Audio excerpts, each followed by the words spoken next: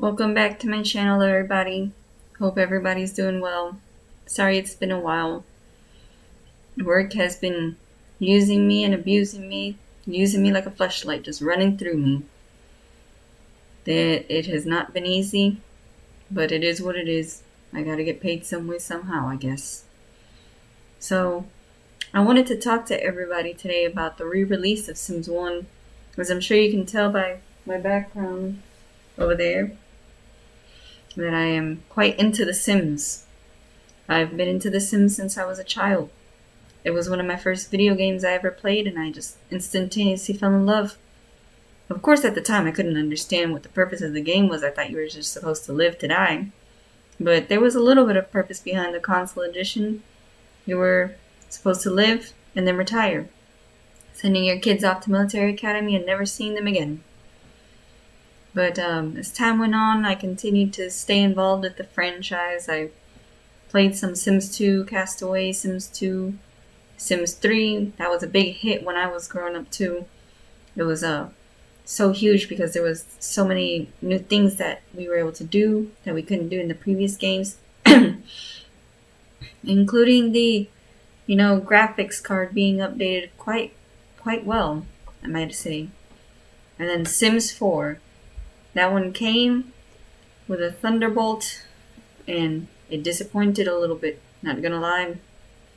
I was very excited for Sims 4 with this new aspect of new personality things, new graphics.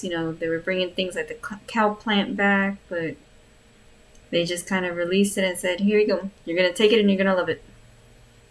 They, at the time, had no competitors, which makes sense. They were able to get away with things. And then Sims 4, as it went on, it progressed and it just went downhill. Like a roller coaster, just going downhill. They constantly oversell their products. They sell expansion packs that cause bugs and other issues for a lot of money, if you want me to be completely honest. It's pretty ridiculous how much money they're asking for these buggy packages that don't really add too much to the game. And then, not to mention, they took away certain things that kind of brought spontaneity to the game. I mean, who doesn't want to play The Sims and get attacked by a random clown? There was also the burglars. They removed the burglars in Sims 4. There was nothing like my Sims sleeping through the night and just getting it robbed blind by a burglar. Well, EA now has some competitors, so they finally decided to start listening to their audience. And boy, oh boy, was that an interesting decision they made. They knew that we missed the spontaneity and the goofiness of Sims 1, as well as its uniqueness. It's a 2 and 3D game at the same time, which I would have never thought of that. They had a lot of fun features, You could visit Will Wright in the giant heavens. You could do other things like go to Magic Town through a hole in the ground. There was just a lot you can do that you can't really do in Sims 4, because Sims 4 is basically real life but in a video game. It's like a PG version of real life but in a video game, I should say. So with the re-release of Sims Legacy Edition, I got excited. I said, wow, I can't wait. We're going to have the craziness again. But those feelings were quickly crushed under the shoe of EA's giants. I'll go on ahead and show you what I'm talking about.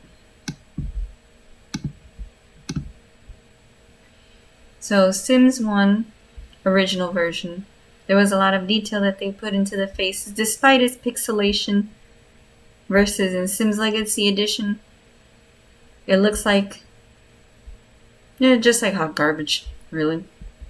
You can tell they didn't really put too much effort. They just rushed to release something. Here's some more images. At least there you can kind of see a face, versus here you can't see anything. It's just a blur. Again, look at the detail in the graphics and the shading versus here. It looks significantly more pixelated and significantly less detailed. There we go, some more. I mean, look, this dude looks like a giraffe. He looks like Long Neck from the memes a couple years ago. And earlier in this video, I had brought up, the burglars too. That was a favorite thing of mine. Just sleeping and then just all of a sudden.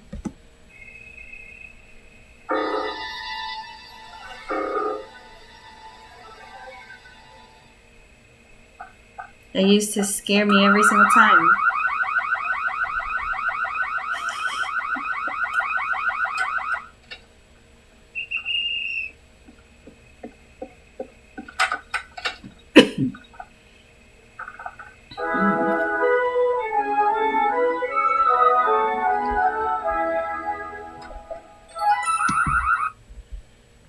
Man, that would give me a heart attack every single time it happened. I would just start screaming and shaking uncontrollably. That's, good for childhood development, of course. And then my favorite thing was I didn't know what the burglar alarm was growing up, so I would just get robbed blind. Sims 4, as I mentioned earlier, now has some competition. So because of this, they're trying to bring back some of our beloved memories, such as bringing back the burglar. And as you can see, they tried to keep it somewhat original, with the mask, all black, the black and white shirt. Black and white shirt, black mask, cap. But it just doesn't feel as good and as original as the original one did. And I've heard already from some people through the grapevine that there's a lot of bugs with this. There's a lot of patch updates that didn't mesh well because they just kind of threw something in and it hasn't been too good. So I think the main reason why The Sims is doing all of this now is because they're freaking out about inZoi being released next month. inZoi is a new simulation game. It's going to come out on Steam. It's, as you can see, the graphics is very, very, very well done. They also have AI incorporated in an attempt to, when you're decorating, you can kind of input certain patterns that you want and the AI will do that for you so you don't have to spend as much time trying to build and construct and do all these things. It comes with languages as well. They don't speak English. It's very similar to The Sims in the sense that they just kind of speak a made-up language, but it's still, from what I understand, pretty easy to follow, and you can kind of understand what they're discussing. In situations like this where the characters are talking, if there's flirting going on, you'll see like a little chat bubble like in comic books with a heart. If they're discussing something else, they're angry, you'll kind of see like angry body language as well as an angry chat bubble. It seems pretty well done. And one of the key bonuses is there is that sense of spontaneity that you don't get anymore in Sims 1 or in Sims 4. In inZoi, it's open map, open world, so you can go wherever. There's also crime incorporated without having to have waited for years and years for a patch update. Some of us didn't wait years and years, we just downloaded sacrificial mods. But yeah, there's that sense of spontaneity that The Sims is missing. I mean, there's also, look at these, I like the expressiveness in these characters' faces. You don't have to rely on the chat bubbles. You can still see the expressive nature that they're having. Yeah, I'm excited about inZoi, and it's going to be released next month. EA is definitely nervous because for a long time they were the only ones that kind of were big in the simulation community until these developers pretty much said, dag nabbit, we're going to do something about this. The simulation world deserves better. And they're doing something about it, and they're doing something real good, I can see. There's other simulation games out there. There's Stardew Valley, of course. Minecraft, Terraria. Those are some big ones. But the difference, is Minecraft, Terraria, and Stardew Valley are kind of more along the lines of survival simulation versus inZoi and Sims is just kind of, you live, you do something, your avatar eventually dies. I do enjoy playing Minecraft and Terraria and Stardew Valley quite a lot, actually, but, sometimes I just want to just, send my sim on a random shopping spree or stealing spree. Here's an example of those chat bubbles I was telling you about.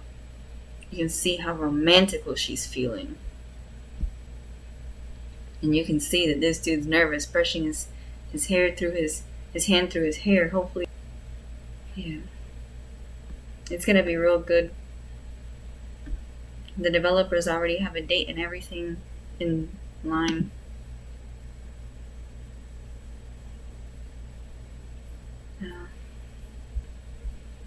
Well, all I know is EA has some work cut out for them if they're even going to attempt to compete with this, because all I know is people have been following this for quite a while.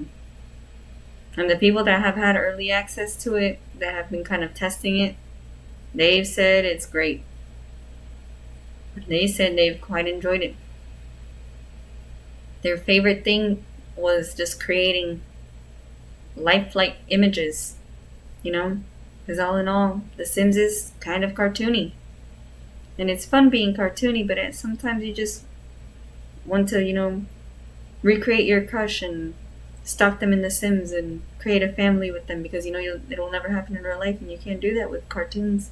So you kind of want to create something real and fun. Well, that's all I've got for you. Hopefully EA will actually do something of substance for its fans once. Hopefully it'll do Sims 5 and it'll get back to working on that with some updated graphics, spontaneity in the base game where you don't have to spend hundreds of dollars on expansion packs and packages and this and that. Hopefully they'll actually fix a lot of the bugs that have been plaguing the game for a long time. And hopefully they'll add burglars, they'll add the sad clown back, they'll add, Magic Town elements back, including the giant in the beanstalk. This right here. This is what we all need again. Just that sense of what in the world is going on.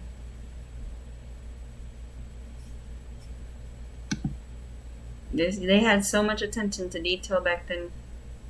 It was so much fun because of that. And it was little things, Like you just buy this portrait and your sim is sad, and next thing you know, he shows up and just terrorizes everybody, making them more sad. It's like the Sims had some sort of adventure back then.